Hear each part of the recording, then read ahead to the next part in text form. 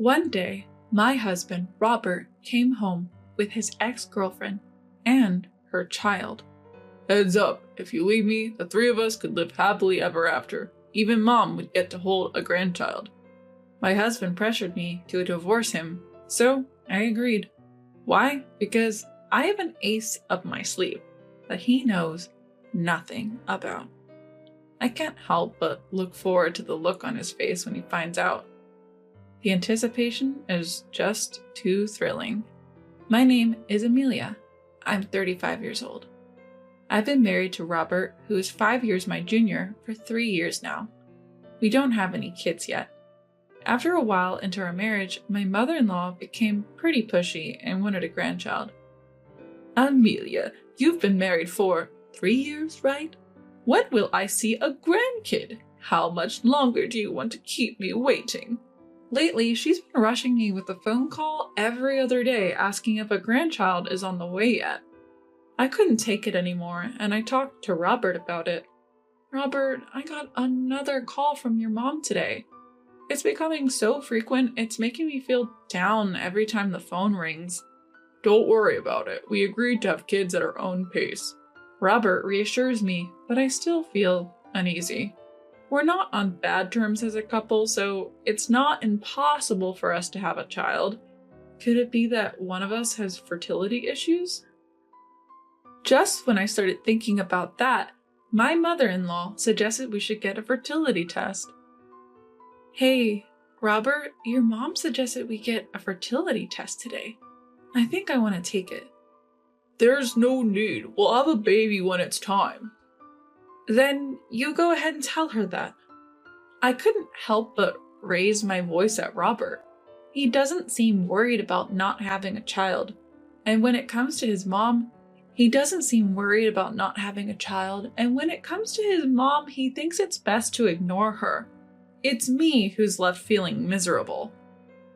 Doubting Robert's reliability, I decided to go for a fertility test without telling him.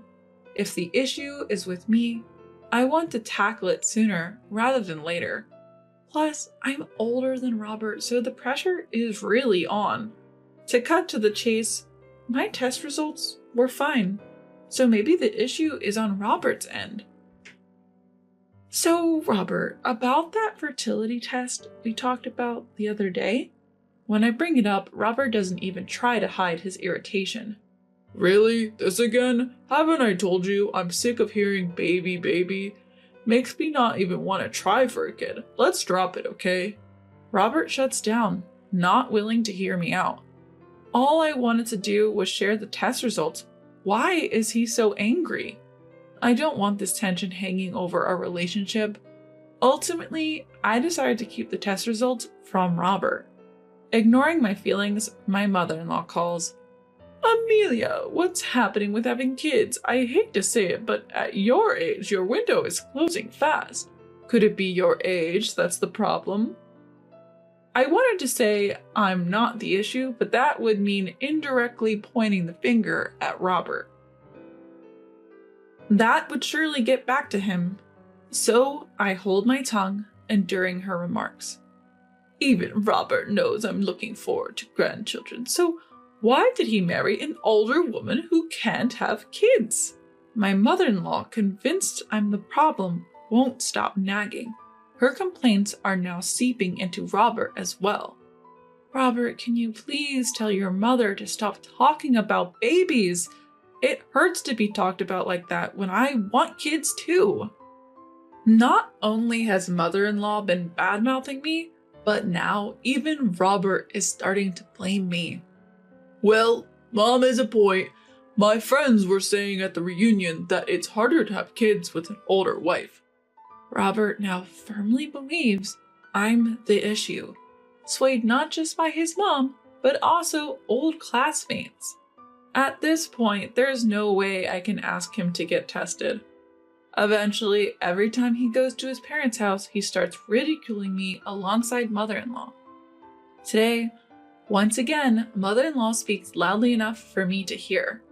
Why did you choose an older woman, Robert? I thought for sure you'd marry Isabella from college. She's the same age and looks healthy. You'd probably have a grandchild or two by now. Robert responds with a laugh. Seriously, if I'd known Amelia couldn't have kids, I never would have married her. I really picked the wrong person, huh? Ever since then, my trust in Robert dwindled. Whenever we were together, I couldn't help but give him the cold shoulder. As a result, Robert started coming home less and less. I don't need dinner tonight. Got it. It seemed Robert was hanging out with his old friends almost every night. But eventually, whether he got tired of it or ran out of spending money, he stopped going out at night altogether. So, you're not going out drinking anymore? Annoyed, he replied. So what? Does me being home bother you or something? Not at all. I was just thinking it's nice for a married couple to share meals. Even though the pressure from my mother-in-law was persistent, I started to feel that growing old together was enough, even if we couldn't have children. That's why I started treating Robert better and making the most of our time together. However, Robert started going out again on weekends. In our college days, sudden invites were frequent, but those calls had ceased lately. If he starts coming home late again, that's gonna suck. As I waited for him to come back, what actually happened was far worse. Robert came home with a woman and a baby. Who's this? She's an old classmate, Isabella. Isabella was, if I remember correctly, Robert's college girlfriend that my mother-in-law mentioned. Why on earth would she be here? And she's holding a baby. Could it be they had a fight? Please divorce Robert. Excuse me? I looked at Robert and he looked more serious than I'd ever seen him. I had a bad feeling about this. Amelia, hear me out. I've decided to start over with Isabella. What do you mean? I met her again at last year's reunion and I realized she's the one I truly love. She's pregnant with my child. Your child? Robert, you can't be serious. It's true, but Isabella knew I was married, so she initially planned to raise the child on her own and gave birth in secret. Robert looked at Isabella with love. So why bring this up now? Isabella humbly replied, After seeing my child's face, I just wanted a normal life for them. I didn't want them to grow up as a single mother's child, but to be loved by both parents. How selfish. I get it. It's selfish, Amelia. I'm sorry for taking Robert away from you, but this child really needs a dad. Amelia, that's how it is. Then Robert chimed in. Look, I've always wanted a kid too. Everyone wins if you just let me go. So will you divorce me? I'm not the one who can't have kids. I forgave all his past wrongs and committed to our life together, and now this? Something inside me snapped. Fine. I agreed to the divorce. By the time I realized it, the words were out of my mouth. Hearing that, Robert leaned in, looking pleased. Thanks, I knew you'd understand, Amelia. So when can you move out? It seemed they couldn't wait to kick me out and start their new life in this home. How utterly self-centered. If that's what you both want, I can leave immediately, but I have a condition. You both have been dating since last year, right? You're aware that you're cheating. Well, we couldn't help it. We reconnected at a reunion and couldn't stop our feelings. I feel the same way. Isabella sparkled in agreement. I think the fact we've conceived proves that we're blessed. Happy-go-lucky, both of them. It's terrifying that they think I'd be okay with this. Good, I'm glad you admit to the cheating. Now I can cleanly claim compensation in the divorce. Upon hearing this, Robert and Isabella went pale instantly. Compensation? Are you a demon? You plan to take money from us while we're raising a child? Exactly, you've never had a child, Amelia, you don't get it. I have no intention of listening to either of you, I said coldly and in a low voice. I don't care about your circumstances. If you cheat behind my back and then unilaterally demand a divorce, it's only fair that you owe me compensation. Monster! Devil! Heartless woman! They shouted and screamed, spit flying. Ignoring them, I went in for the kill. If you can't afford to pay, why not ask mother-in-law? She's been dying to see her grandchild. She'd probably be happy to help. You're right. Mom will definitely help us out. Seemingly reassured, they agreed to pay me the amount I demanded. Of course, I also tacked on the cost of my accommodation until I could find a new home. To avoid future complications, I made sure they signed an agreement. Shall we go tell mother-in-law right away? Yeah, Mom will be so thrilled to finally have a grandchild. Ignoring my presence, Robert and Isabella excitedly discussed their new life. Later, when we visited mother-in-law at her home, we told her the whole story. Then mother-in-law exclaimed with surprise, "Robert, well done! I told you so, didn't I? It's better to marry a classmate. I always thought you and Isabella would be a better match than that old Amelia." Turns out my mother-in-law is just like Robert and Isabella. They only think about themselves. Soaking up mother-in-law's praise, Isabella is over the moon. "Mother-in-law, thank you. Now let me hold that long-awaited grandchild of mine." Robert stopped mother-in-law as she immediately moved to hold the baby. "But there's a problem. Amelia is demanding a settlement." "What a greedy woman!" "She says it's a condition for the divorce.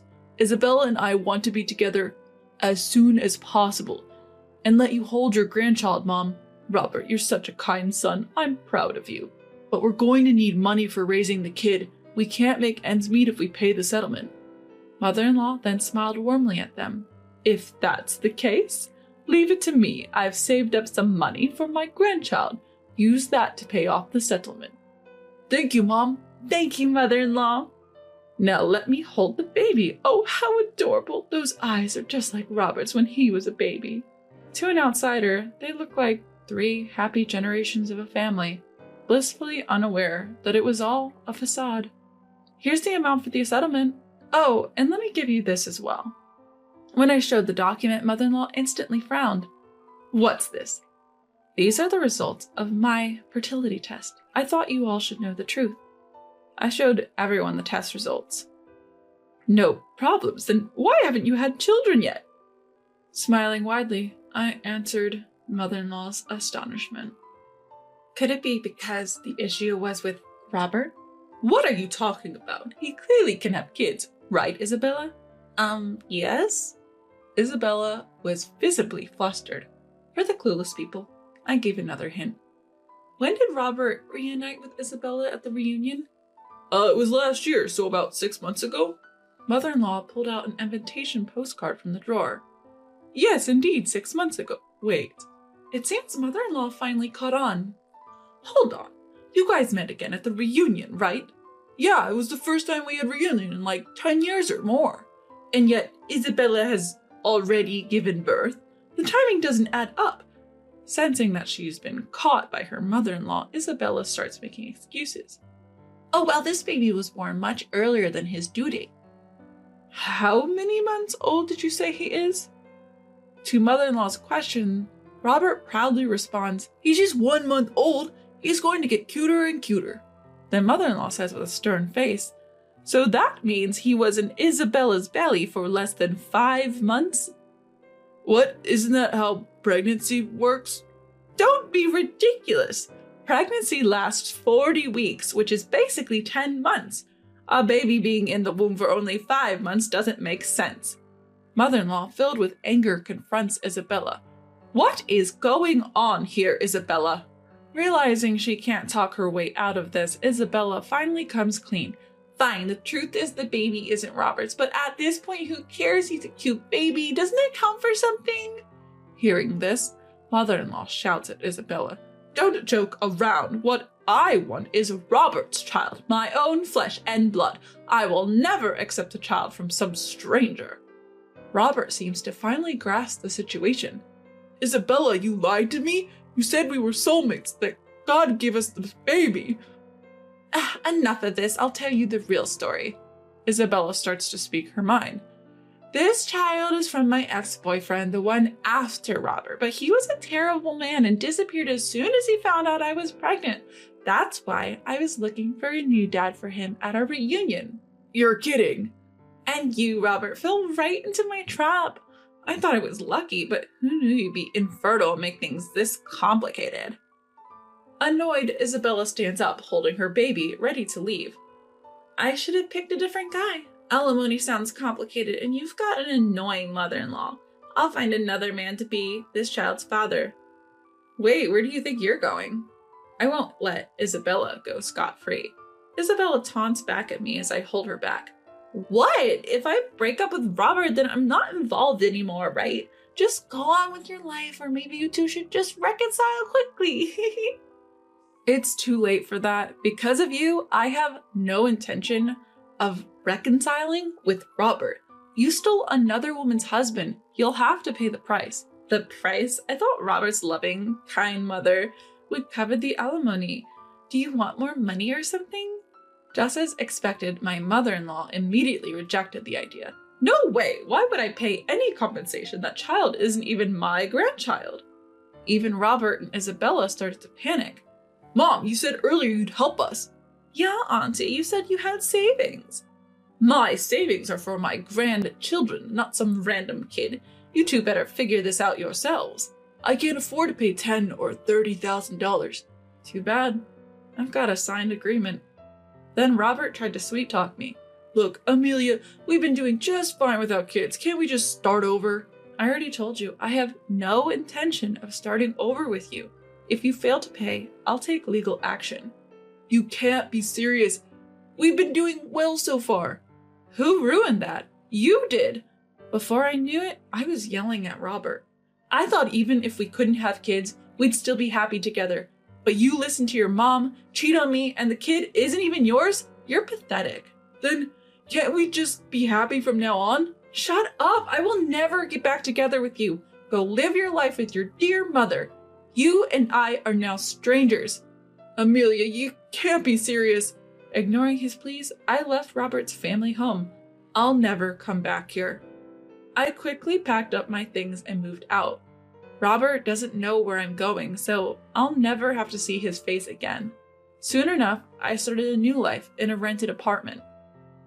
Maybe it was the mention of legal action, but Robert and Isabella did end up paying the compensation. I didn't have to worry about money. I have no idea what became of them. The payments came from separate accounts, so they must have broken up. As for whether Robert remarried, I don't know, but it's certain he still has no kids. His mother will likely never hold a grandchild or use her savings. It does make me feel a bit sad for her. A year after leaving Robert, I was proposed to by a coworker. We now have 2 children, and our family of 4 is happily living life. From here on out, I plan to fully enjoy this newfound happiness with my family.